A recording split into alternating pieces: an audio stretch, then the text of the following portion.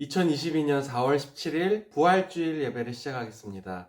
이 시간 우리의 모임 중에 임하신 하나님을 찬양하며 나아갑시다.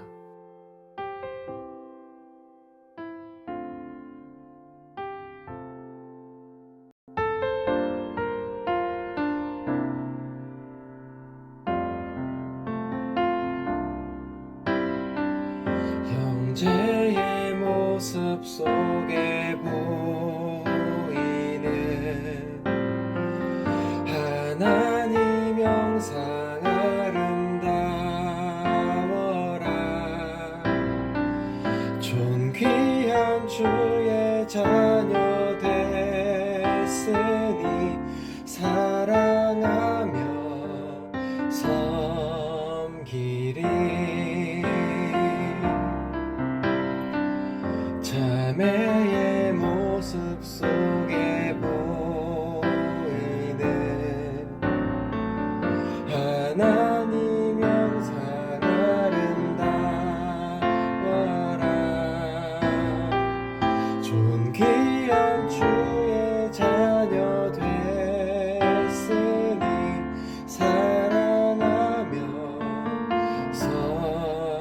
섬기리. 우리의 모임 중에 임하신 하나님 영광 아름다워라. 존귀한 왕이 여기 계시니 사랑하며 섬기리. 사랑하며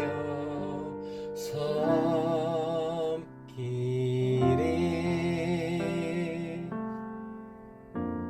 우리와 함께 하신 하나님께 마음과 뜻을 다하여 예배하며 나아갑시다. 하나님은 영이시니 예배하는 자가 영과 진리로 예배할지니라. 전능하사 천지를 만드신 하나님 아버지를 내가 믿사오며 그 외아들 우리 주 예수 그리스도를 믿사오니 이는 성령으로 잉태하사 동정녀 마리아에게 나시고 본디오 빌라도에게 고난을 받으사 십자가에 못 박혀 죽으시고 장사한 지 사흘 만에 죽은 자 가운데서 다시 살아나시며 하늘에 오르사 전능하신 하나님 우편에 앉아 계시다가 저리로서 산자와 죽은 자를 심판하러 오시리라. 성령을 믿사오며 거룩한 공예와 성도가 서로 교통하는 것과 죄를 사하여 주시는 것과 몸이 다시 사는 것과 영원히 사는 것을 믿사옵나이다. 아멘.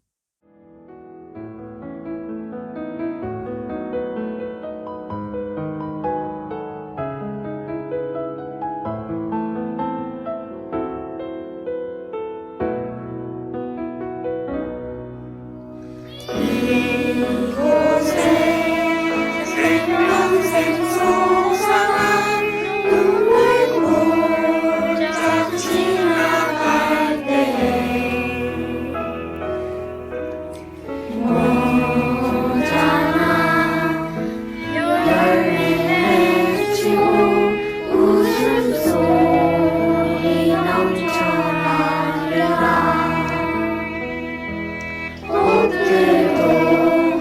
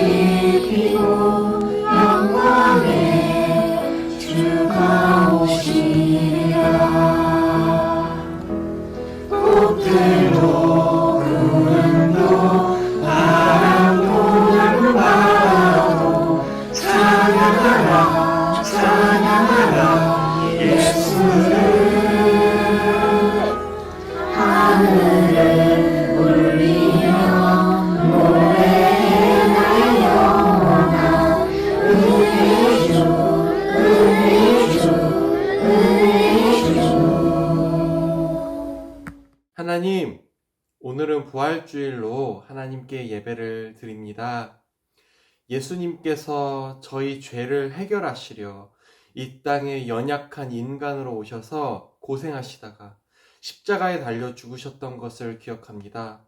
그리고 오늘은 예수님께서 그 부활하신 그 주일이 되어 저희가 하나님의 은혜를 구하며 이 시간 예배를 드립니다. 오직 예수님께만 저희의 모든 소망이 있음을 저희가 잊지 않게 해주세요. 중간고사가 가까이 왔습니다. 우리 청소년 주일학교 친구들 건강을 지켜주시고 지혜를 언제나 넘치도록 부어주시길 원합니다. 오늘은 예수님의 부활에 대해 함께 나누려 합니다. 부활을 믿지 못하면 저희가 하나님을 믿을 수 없기 때문에 오늘 부활을 정확히 믿고 건강한 신앙을 갖게 되도록 성령 하나님께서 가르쳐 주세요. 예수님의 이름으로 기도드립니다. 아멘. 오늘 말씀은 고린도전서 15장 3절부터 8절 말씀인데요. 지난주와 마찬가지로 필요한 구절들을 설교 때 읽도록 하겠습니다. 네, 여러분, 학교에서 수학 시간에 증명 문제를 풀어본 경험이 있나요? 제가 고등학생 때 수학의 정석이라는 책이 가장 유명한 수학 자습서였는데요. 거기에 보면 사소한 공식까지도 거대한 증명을 통해 믿어도 되는 명제라는 것을 증명해 보이는 것들이 많았어요. 그리고 입시생으로서 증명 연습을 많이 해야지만 대학교 입시에서 증명 문제들을 잘 풀어낼 수 있었고요. 사실 우리는 너무나 당연하게 말해오는 것들에 대해 막상 증명하라고 하면 잘 증명하지 못하는 경우가 많습니다. 예를 들어볼까요? 지금 여러분이 살아있다는 것을 증명하라고 한다면 어떻게 증명할 건가요? 아니면 하나님이 살아계시다는 것을 증명하라고 한다면 무엇으로 증명할 수 있을까요? 이 문제에 대해서 많은 철학자들이 여러 가지 신존재 증명을 시도했어요. 그러나 무엇 하나 모든 사람을 만족시킬 만한 증명은 아직도 나타나지 않았습니다. 그러면 우리는 어떻게 해야 하나요? 하나님의 살아계심을 증명할 수는 없을까요? 특히 오늘은 부활주일인데요. 예수님이 이 땅에 살아계셨던 실존 인물이라는 사실은 하나님을 믿지 않는 역사학자들도 여러 문헌들의 기록에 따라 인정할 수밖에 없는 사실이지만요. 예수님의 부활에 대해서는 여전히 많은 사람들이 믿지 않고 있습니다. 저는 오늘 이 부활에 대해서 성경을 통해 증명하고자 합니다. 오늘 설교를 잘 듣고 여러분도 부활에 대한 의심을 오늘의 증명을 통해 떨쳐버렸으면 좋겠어요. 부활 증명, 첫째, 예수님의 죽음과 부활은 성경대로이다. 3절과 4절을 함께 볼까요? 내가 받은 것을 먼저 너희에게 전하였노니 이는 성경대로 그리스도께서 우리 죄를 위하여 죽으시고 장사 지낸 바 되셨다가 성경대로 사흘 만에 다시 살아나사. 네, 지금 본문의 고린도 교회의 가장 큰 문제는 예수님의 부활을 의심하는 자들이 나타나기 시작했던 것이었습니다. 이 사람 저 사람 점점 부활을 의심하고 그러자 고린도 교회 교인들의 신앙은 송두리째 흔들리게 되었어요. 결국 사도들은 거짓 증인 취급을 받기 시작했고 예수님은 패배자로 전락하게 되었습니다. 우리의 죄 때문에 십자가에 죽으셨다가 부활하신 예수님을 믿지 않게 되자, 다시 말해 죄의 세력을 끝장낸 부활 사건을 의심하게 되자 다시 고린도 교회의 많은 사람들이 죄 가운데로 돌아가기 시작했어요. 여러분 중에 초등학생 때는 부모님이 하나님 믿으라고 하니까 멋모르고 그저 교회에 그렇게 따라가면서 시키는 대로 다 했다가 청소년이 되고 사춘기가 되어 생각이 깊어지니까 그제서야 내가 그동안 속았구나. 교회도 신앙도 다 가짜인데 라면서 나름의 의심을 시작하는 친구들이 많을 거예요. 학교 가면 친구들이 너 교회 다닌다며? 너 그런 걸 진짜 믿어? 라고 놀리는 것을 들은 경험도 있을 거고요. 지금 본문의 고린도 교회가 딱 그런 상황입니다. 하지만 방금 읽은 3절과 4절에 보면 성경대로 라는 말이 2번이나 나와요. 예수님은 정확히 성경대로 죽으시고 다시 3일 만에 정확히 성경대로 살아나셨습니다. 3일 만에 살아나신 것에는 당시 유대 사회에 큰 의미가 있었어요. 왜냐하면 그 당시 유대인들은 죽은 지 3일 된 사람은 몸이 이미 부패했기 때문에 절대 다시 살아날 수 없다고 믿었기 때문이에요. 그러나 예수님은 3일 만에 다시 살아나셨습니다. 많은 사람들은 부활에 대한 증거를 내놓으라고 해요. 그것에 대한 사도 바울의 대답은 성경이 그렇게 말하고 있다라는 것입니다. 여러분, 책장에 있는 성경책이 정확히는 거기서 구약 성경과 복음서가 그 부활의 첫 번째 증거가 됩니다. 이거는 시간상으로 의미가 있는데요. 사도 바울이 활동하던 시기는 아직 신약 성경이 완전히 완성되지는 않았기 때문에 당시의 성경이라고 하면 구약 성경과 복음서를 의미합니다. 그러나 구약 성경은 그 당시에만 해도 적어도 600년 전에 쓰여졌던 것이었어요. 그러니까 단순히 성경에 쓰여 있으니까 믿어라 라고 강요하는 게 아니라요. 600년 전에서 모세 시대인 수천 년 전에 이미 쓰여서 가장 귀한 것으로 물려받은 성경에 예수님의 죽으심과 부활에 대해 정확히 말하고 있다는 증거를 사도 바울은 말하고 있는 겁니다. 자, 그럼 부활 증명 두 번째로 들어가 볼까요? 바로 증인들의 고백입니다. 5절부터 8절 읽어볼까요? 게바에게 보이시고 후에 12제자에게와 그 후에 500여 형제에게 일시에 보이셨나니 그 중에 지금까지 대다수는 살아있고 어떤 사람은 잠들었으며 그 후에 야고보에게 보이셨으며 그 후에 모든 사도에게와 맨 나중에 만삭되지 못하여 난 자 같은 내게도 보이셨느니라.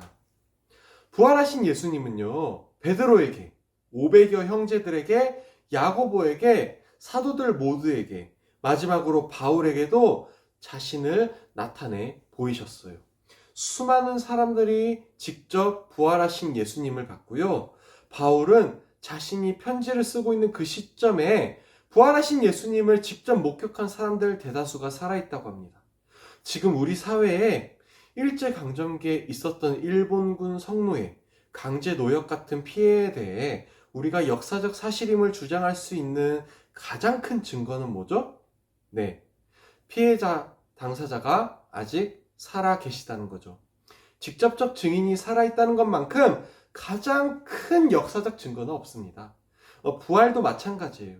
바울 당시에 부활의 증인들이 여전히 살아있었기 때문에 부활은 충분한 역사적 사실이 됩니다. 심지어 그 부활의 증인들은 40년 동안 한 번도 부인하지 않고 부활을 선포했고, 누군가는 그것 때문에 두드려 맞고 누군가는 고문당하거나 감옥에 갇혔다가 죽기까지 했어요. 사실이 아닌 일에 그렇게까지 할 이유는 없었을 것입니다. 그럼 부활 증명 세 번째는 어떤 걸까요? 바로 부활 기록의 진정성입니다. 만약에 부활을 예수님의 제자들이 꾸며냈다면요, 좀 더 멋지게 꾸며야 했을 겁니다. 당시 유대인들은 실제로 부활을 믿었어요. 물론 예수님의 부활은 믿지 않았지만요, 유대인들이 믿었던 부활은요, 항상 빛이 번쩍번쩍 나고 엄청난 위엄을 가진 존재로 묘사되어 있어요. 그러나 유대인이 대부분이었던 부활의 증인들은 부활하신 예수님의 몸에 대해 우리와 비슷한 평범한 분으로 기록하고 있습니다. 심지어 손과 발의 못자국과 옆구리에 창에 찔렸던 자국이 그대로 남아있는 예수님의 부활하신 몸은 유대인들이 당시에 소망했던 부활과는 다른 새로운 진짜 부활이었습니다. 게다가 예수님의 부활에 대한 복음서의 기록에는 여자들이 그 증인으로 이야기가 시작됐어요. 당시 유대 사회에서 여성은 결코 신뢰받는 증인의 역할을 할 수가 없었어요. 만약에 부활 기사를 좀 더 믿을 만하게 꾸미려 했다면 여자들 이야기는 다 빼고 베드로나 요한 같은 멋진 제자를 부활의 최초 목격자로 만들었어야 하지 않았을까요? 그러나 부활의 선포자들은, 증인들은 그렇게 하지 않았습니다. 왜냐하면 애초에 그들은 진실과 사실로서의 부활을 전했기 때문입니다. 자, 오늘의 설교를 마치려고 하는데요. 지금까지 세 가지의 부활 증명을 우리는 함께 나눴어요. 우리가 부활에 대해 의심할 필요가 없다는 걸 이번 시간을 통해 다시 확인하고 확신하는 기회가 되었기를 소망합니다. 예수님의 부활은 단순히 예수님만 부활하신 사건에 그치지 않았어요. 예수님은 부활하심으로 모든 사람들의 첫 열매가 되십니다. 첫 열매는요, 농부가 과수원에서 과일나무를 보면서 첫 열매가 열렸으니 이제 다른 열매들도 다 열리기 시작하겠구나 라는 의미입니다. 예수님이 부활하셨으니 이제 여러분들도 다 부활하게 될 겁니다. 그 부활의 소망을 가지고 이번 한 주도 힘차게 하나님을 의지하며 살아가는 여러분이 다 되기를 이 시간 축복합니다. 제가 잠시 기도하겠습니다. 하나님, 예수님께서 저희 죄 때문에 죽으셨고 이제는 저희를 다시 살리시려 부활하셨습니다. 그 사건이 저희에게 어떤 의미가 있는지 고민하는 저희가 되기를 원합니다. 예수님의 부활 때문에 하나님께서 저희도 반드시 부활시키셔서 장차 영원한 하나님 나라에서 감사와 기쁨과 찬송으로 살아가는 영광의 그날을 소망합니다. 그 소망을 가지고 오늘 하루도 이번 한 주도 힘차게 살아가게 해주세요. 예수님의 이름으로 기도드립니다. 아멘. 네, 광고 시간입니다. 여러분들 특송 찍느라 고생 많았어요. 다음 특송은 아마 11월 추수감사절이 될 것 같은데요. 그때는 현장에서 함께 모여서 찬양 부르게 될 거고요. 그때는 모든 친구들이 함께 하면 좋겠습니다. 우리 친구들이 이제 중간고사를 코앞에 두고 있을 텐데요. 부활의 소망을 가지고 끝까지 좌절하더라도 다시 일어섰으면 좋겠습니다. 그럼 퀴즈 풀어볼까요? 네, 지난 3월 퀴즈 정답자들 다들 치킨 쿠폰 받았죠? 다른 친구들도 계속해서 퀴즈에 참여해주세요. 그리고 다음 주일 24일 예배는 온라인 예배입니다. 네, 그러면 주기도문으로 예배를 마치겠습니다. 하늘에 계신 우리 아버지여, 이름이 거룩히 여김을 받으시오며 나라가 임하시오며 뜻이 하늘에서 이루어진 것 같이 땅에서도 이루어지이다. 오늘 우리에게 일용할 양식을 주시옵고 우리가 우리에게 죄 지은 자를 사하여 준 것 같이 우리의 죄를 사하여 주시옵고 우리를 시험에 들게 하지 마시옵고 다만 악에서 구하시옵소서. 나라와 권세와 영광이 아버지께 영원히 있사옵나이다. 아멘.